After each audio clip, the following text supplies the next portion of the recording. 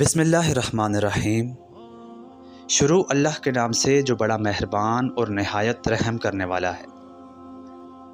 نظر بد کیا ہے؟ یہ کسی انسان کو کس طرح متاثر کر سکتی ہے اور اس سے بچنے کا شرعی طریقہ کیا ہے؟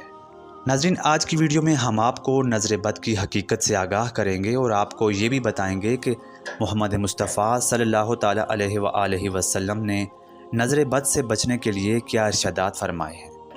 ویڈیو میں آگے بڑھنے سے پہلے اگر آپ ہمارے چینل پہ نئے ہیں اور ابھی تک آپ نے یہ چینل سبسکرائب نہیں کیا تو آپ سے گزارش ہے کہ ویڈیو کو لائک کریں اور چینل کو سبسکرائب کر دیں۔ سرکار دو عالم صلی اللہ تعالیٰ علیہ وآلہ وسلم نے فرمایا کہ نظر بد ایک حقیقت ہے اور بری نظر کا لگنا حق ہے۔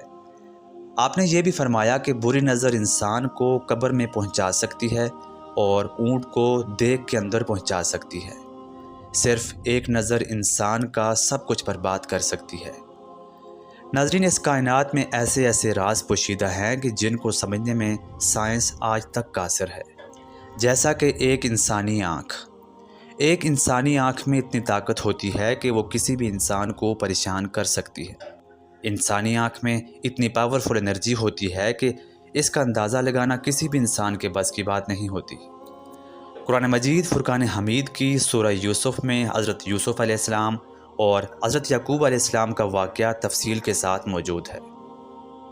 حضرت یعقوب علیہ السلام نے جب اپنے بیٹوں کو مصر بھیجا تھا تو ان سے فرمایا تھا کہ جب شہر میں داخل ہو تو ایک دروازے سے داخل نہ ہونا، بلکہ تمام بھائی مختلف دروازوں سے داخل ہونا۔ اس کی وجہ بھی یہی تھی کہ اگر تمام بھائی ایک ہی دروازے سے داخل ہوتے تو لوگ یہ کہتے کہ اتنے زیادہ بھائی ہیں اور اس طرح وہ بری نظر سے متاثر ہو سکتے تھے۔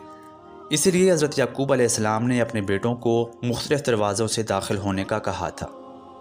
نظر بد میں سب سے زیادہ خطرناک نظر حاسد کی نظر ہے، جو کسی بھی انسان کو کسی بھی وقت متاثر کر سکتی ہے۔ انسانی آنکھ سے نکلنے والی شعاؤں کے اندر زہریلا پن موجود ہوتا ہے۔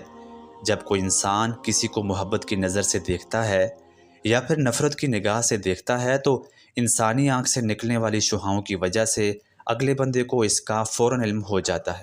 جب حسد کرنے والا انسان کسی کو حسد کی نظر سے دیکھتا ہے تو اس کے ذہن میں پیدا ہونے والی زہریلی شعاعیں اس کی آنکھ کے ذریعے اگلے بندے کو متاثر کر سکتی ہیں۔ اسی لیے فرمایا گیا ہے کہ اپنی نعمتوں کو لوگوں سے چھپا کر ہی رکھنا چاہیے، اور خاص کر حسد کرنے والوں کے سامنے ان نعمتوں کا بالکل بھی ذکر نہیں کرنا چاہیے۔ ہر کسی کے سامنے اپنے بزنس، گاڑی، بنگلہ، روپیہ پیسہ یا مال وغیرہ کے بارے میں باتیں نہیں کرنی چاہیے۔